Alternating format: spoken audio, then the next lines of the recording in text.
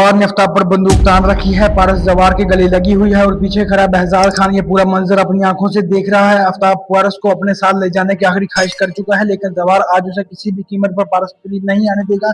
यही वो लम्हा है जहां मुझसे मोहब्बत की कहानी अपने सबसे बड़े और फैसले कुन मोड़ में दाखिल होती है। अगर आपको मोहब्बत की आखिरी प्रोडिक्शन पसंद आ रही है तो हमारे चैनल को सब्सक्राइब जरूर कीजिए। कहानी में आगे जवार फौरन बहजाद खान और पारस के पीछे रवाना होता है, क्योंकि उसे अंदाजा हो जाता है कि आफ्ताब अपनी जिद में किसी भी हद तक वो जा सकता है।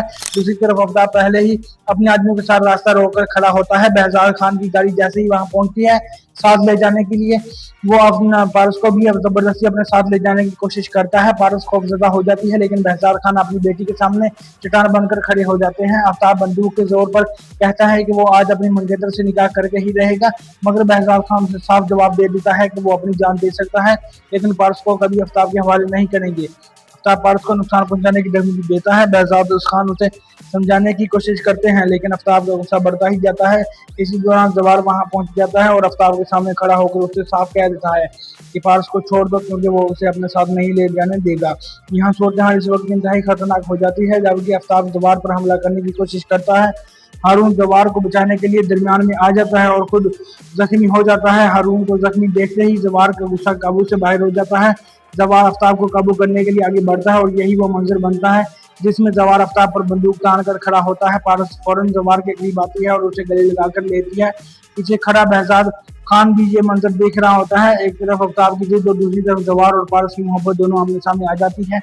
इसी दौरान सिकंदर और गजनवी पुलिस के साथ वहां पहुंच जाते हैं। आफ्ताब के आदमियों को गिरफ्तार कर लिया जाता है और आफ्ताब भी पुलिस के शिकंजे में आ जाता है। आफ्ताब जितनी मर्जी माफी मांगे, लेकिन अब उसे के लिए बचने का रास्ता तकरीबन बंद हो चुका है। जवार फौरन हारून को अस्पताल ले जाता है। डॉक्टर उसका इलाज शुरू करते हैं और आखिरकार हारून की जान बच जाती है।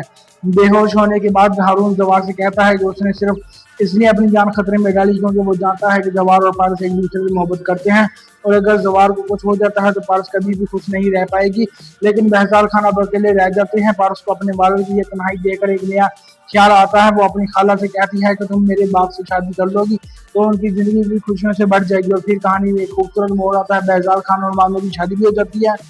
ये खबर सुनकर बहजाद खान भी खुशी से झूम उठते हैं, लेकिन रेशम उसी खामोशी को बर्दाश्त नहीं कर पाती और आखिरकार जवार और पारस की जिंदगी से हमेशा के लिए दूर हो जाने का फैसला कर लेती है।